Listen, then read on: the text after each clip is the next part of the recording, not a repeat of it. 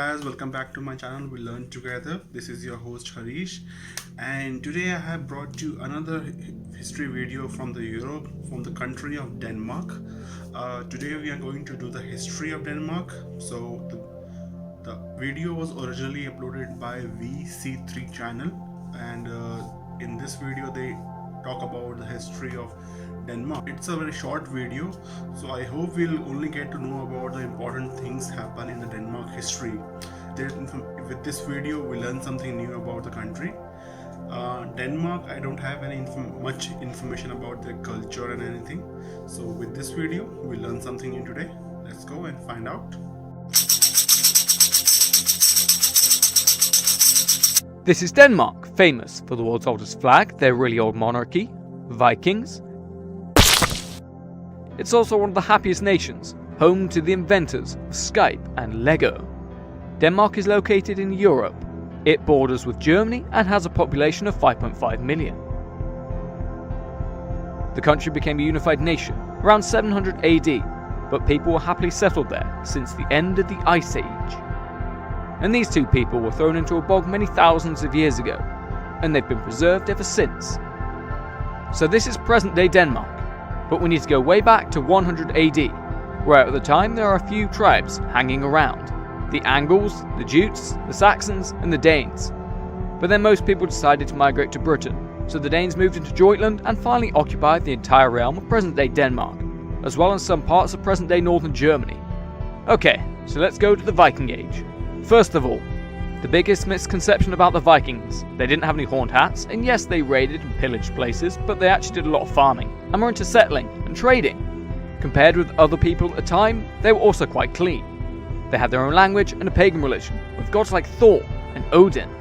That was until King Harald Bluetooth introduced Christianity, although some guy mentioned it before, but nobody listened to him. Generally speaking, the Norwegians expanded to the north and west to places like Ireland, Scotland, Iceland, Greenland and Newfoundland, also known as Vineland. The Danes went to Western Europe and Southern Europe, settling in Danelaw and Normandy, and the Swedes went east. They were able to sail the seas and rivers effectively, thanks to their immense longships. They were great seamen. They managed to sack Paris, under the leadership of Ragnar, with 120 ships and 5,000 soldiers. After besieging the city, Charles the Bold then paid them a huge amount of money to leave. And a while before that, the Vikings first raided England, sacking and looting a monastery in the north. And having raided many times, they gained a reputation, and soon found it easier to trade and demand money. But in 865, the Danes landed with a large army in East Anglia, with the intention of conquering the Anglo-Saxon kingdoms: Northumbria, East Anglia, Sussex, Essex, Mercia, Kent and Wessex. The armies of various Danish leaders had come together to form one combined force, the Great Heathen Army, under the leadership of the sons of Ragnar. After making peace with the local East Anglian king, the Great Heathen Army moved north, where they captured the city of York and Northumbria and installed a puppet king called Egbert. They carried on into Mercia, but the king of Mercia then negotiated peace, so they left them alone for a while, and they continued their invasion by defeating King Edmund of East Anglia and conquering East Anglia. The king of Wessex, Ethelred, and his brother Alfred then attempted to stop them by attacking the Danes at Reading, but they were repelled. However, Ethelred and Alfred managed to defeat them at the Battle of Ashdown. The Viking army then decided to go back to Mercia, and they took part of Mercia. Alfred was then king of Wessex, and he paid the Danes money, or Danegeld, to keep them away for a while. And a guy named Guthrum became leader of the Viking army, and after a few years of peace, Alfred managed to defeat the Danes at the Battle of Edington. After spending some time with a peasant and burning some cakes, Alfred and Guthrum then decided to divide England into two. Guthrum converted to Christianity and established Danelaw, and kept Northumbria under puppet rule.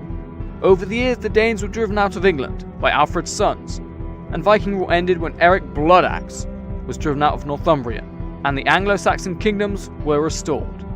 After many raids along the coast of France and the Netherlands, one group of Danes was granted permission to settle in northwestern France, under the condition that they defend the area from future attacks. As a result, the region became known as Normandy, and it was the descendants of these settlers who would conquer England in 1066.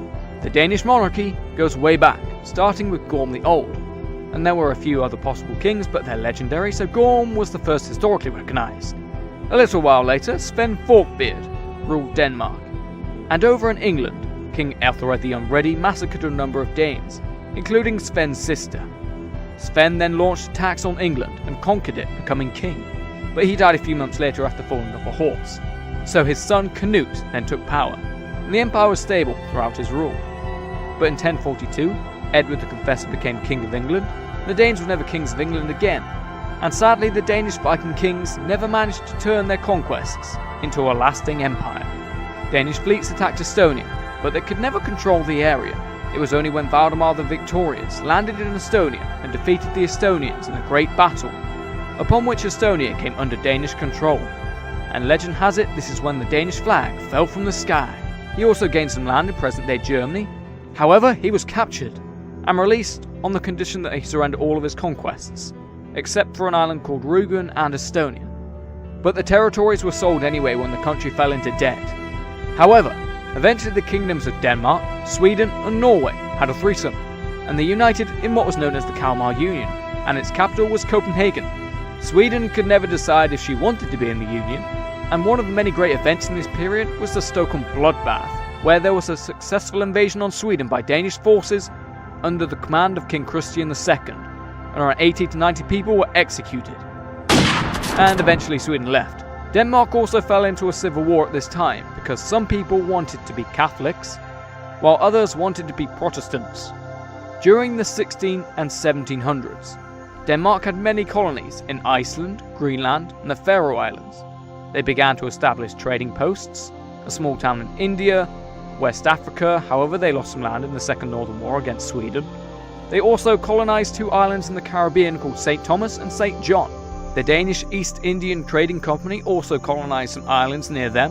But there were many wars in this period, most of them against Sweden. There was the 7 Years' War, the Second Northern War, the Great Northern War, the 30 Years' War. Now over in France, they've just had a revolution and Napoleon takes power and starts causing havoc in Europe. During the war, the British Navy decided to stop France from importing war materials, so they searched the vessels from neutral countries. Denmark and Sweden didn't like this very much, so they formed an armed neutrality. Later on, Russia and Prussia also joined in too. Britain then got mad and threw some crumpets on the floor and attacked the Danish fleet in Copenhagen, and they destroyed part of it. A few years later, the French fleet was destroyed at Trafalgar. The British then feared that the French might seize the Danish fleet and use it against them. So in their panic and paranoia, they attacked Copenhagen again, bombarded the city, and Copenhagen was forced to surrender, and the British took the Danish fleet. That's a little bit harsh. Then best friends Norway and Denmark broke up, and Denmark began to sell its possessions. Its 5 trading posts in West Africa went to Britain. The Danish West Indies of St. Thomas and St. John were sold to the United States for a very low amount of money, and became the US Virgin Islands. Iceland also became independent. However, Greenland and the Faroe Islands are still with the Danish kingdom, and they love each other very much. Joined with Denmark were 2 duchies, Holstein and Schleswig. I'm probably pronouncing these wrong. I know I've pronounced a lot of other things wrong. Anyway, there were a few issues in these regions, and war broke out. Prussian and Austrian forces crossed into the duchies. The Danes fought bravely against them, but they lost, and the duchies were occupied. It's the 21st century, and war's coming. But Denmark decided to remain neutral in World War I. Smart. But then Denmark got a phone call from Nazi Germany, and they signed a 10-year non-aggression pact. But Germany invaded the next year anyway. 7,000 Jewish Danes were then smuggled into Sweden. Greenland was held by the United States, so Denmark could later regain control after the war was over. So when Germany surrendered in 1945, Danish occupation ended, and Greenland was given back to Denmark. Today, Denmark is a prosperous nation. That's it for the video, guys. I hope you liked this video. There was so much information that we need to rewind it to have a better understanding of the history, but they have provided some interesting facts how the Denmark has collaborated with Nazis and all, but still they got invaded. So there was so much history about Denmark which is not mentioned in this video. Just to make a video shorter, I believe they have only specified the important events that took place to build out Denmark. So I hope with this video definitely we learn some crucial information about the Denmark history, but not very detailed information.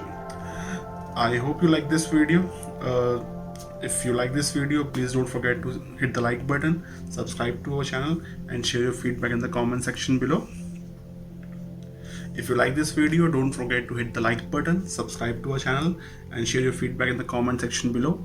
Also, as I have said many times earlier, if you have any country or city you would like us to review about their history and their culture, please mention that city and country name in the comment section below, and we'll try our best to provide you the video on that particular city and the culture. Till next time, peace out. Bye bye.